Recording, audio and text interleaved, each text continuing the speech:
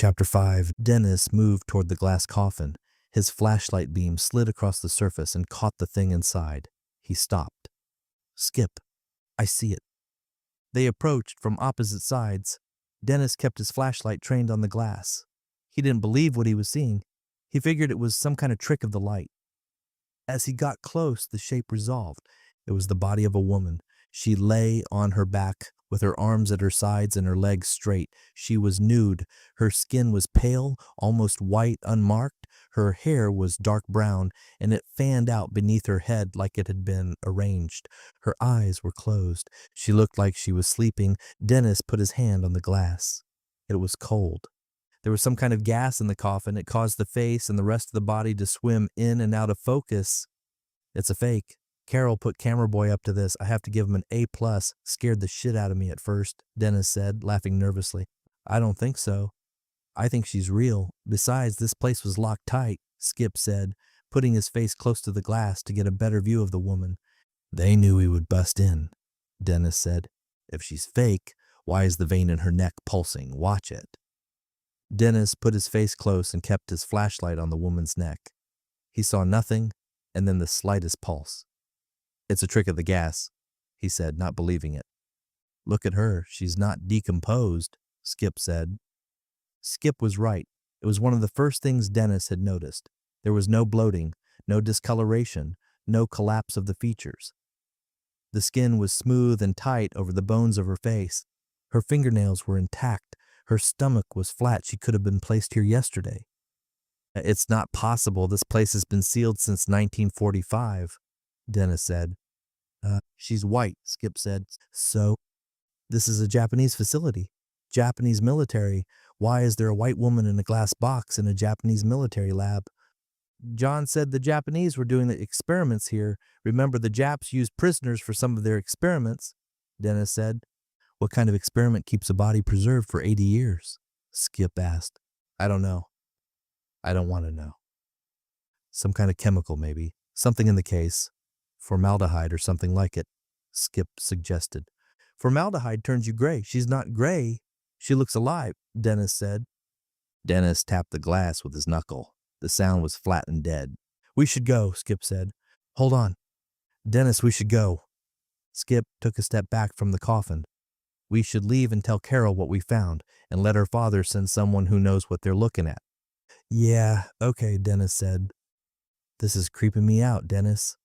I hear you. Before we leave, let's see if we can figure out who she is. There's paperwork all over this place. Let's look. They went back through the wooden door into the lab. Dennis started with the metal cabinets along the back wall, pulling open drawers and lifting folders out of them. The paper was old and brittle and yellow at the edges. Every page was covered in Japanese characters, handwritten in some cases, typed in others. Diagrams accompanied some of the documents. Dennis couldn't read any of it. Skip searched the tables. He found a leather binder under a stack of trays and opened it. More Japanese. Pages and pages of it, columns of figures, notations in the margins. He flipped through the whole thing and set it back down. I can't read a word of this, Skip said. Neither can I. They searched for another 5 minutes. Dennis pulled open every drawer and cabinet in the lab. Skip checked the first room again.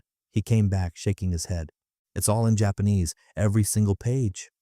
Dennis dropped the last folder back in its drawer. All right, forget it. They went back through the wooden door and stood over the glass coffin again. Dennis pulled out his phone. We need pictures. I don't know about that, Skip said, wary. Nobody's going to believe us. We walk in there and say we found a woman in a glass coffin, and they're going to laugh. We need proof. Maybe we shouldn't be messing around with any of this. This could be on the news, Skip. Think about that for a second. We could be the guys who found whatever this is. Skip's expression changed. The news? Absolutely. Undiscovered Japanese lab, preserved body. That's a story, but only if we can prove it. Skip thought about it. All right, take the pictures. Dennis raised his phone and took several shots of the coffin from different angles. He got close and shot details of her face. The flash lit up the glass, and he had to adjust to cut the glare.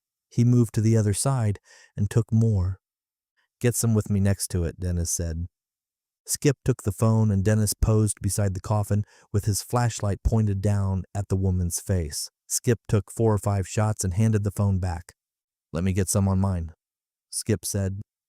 He pulled out his own phone and moved around the coffin, leaning over it, getting as close as he could to the glass. He took a dozen pictures. Skip pulled the Nambu from the holster. He held it by the barrel and leaned over the coffin and tapped the glass with the butt of the grip. 2 light taps. What are you doing? Dennis said, seeing how thick it is. Skip flipped the pistol around in his hand. He held it by the grip now and extended his arm and tapped the glass with the end of the barrel. A firm tap. The gun went off. The sound in the enclosed concrete room was enormous.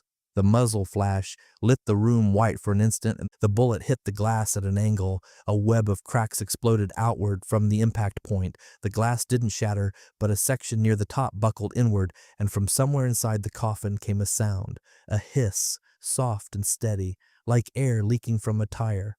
You fucking idiot, Dennis said. And the hiss continued. A thin stream of whatever had been sealed inside was bleeding out into the room. They could smell it now, faint and chemical. Nothing happened. They stood there watching the body through the cracked glass. The woman didn't move. The hiss began to fade as the pressure equalized. She'll probably decompose now, Dennis said. Whatever gas was keeping her preserved, you just let it out. I didn't know it was going to fire. You said it yourself. 80 years old, you said it probably wouldn't work. Put it away. It's not my fault. Put the gun away, Skip, and don't touch it again. Skip shoved the Nambu back into the holster. He rubbed his ear with the heel of his hand. My ears are ringing. Mine too. Dennis raised his phone and took more pictures. He got the crack in the glass. He got the buckled section where the bullet had hit. He moved to the other end and shot back along the length of the coffin, so the damage was visible in context with the body. Skip drifted away from the glass coffin and moved his flashlight around the room. He checked the corners. He looked at the ceiling, at the pipes, at the concrete walls. He was restless, bouncing the light from spot to spot. Dennis was leaning over the coffin trying to get a shot without glare when something caught his eye. A shift. Small. At the edge of his vision. He froze. Did you see that? Skip turned around. See what? She moved. Don't do that. I'm not messing around. I saw movement. Where? In the case. Her hand. Her fingers. Something. Skip walked back to the coffin. He stood across from Dennis, the cracked glass between them. They both looked down at the woman. She was exactly as before, arms at her sides, legs straight, eyes closed, still. You're seeing things, Skip said. This place is getting to you. I know what I saw. You didn't see anything. Your eyes are messed up from the flash. Let's get out of here. Dennis didn't move. He kept his flashlight on her face, the pale skin, the dark hair, the closed lids. The lids opened. The eyes beneath them were green, bright green, almost luminous, and they moved from Dennis to Skip and back again.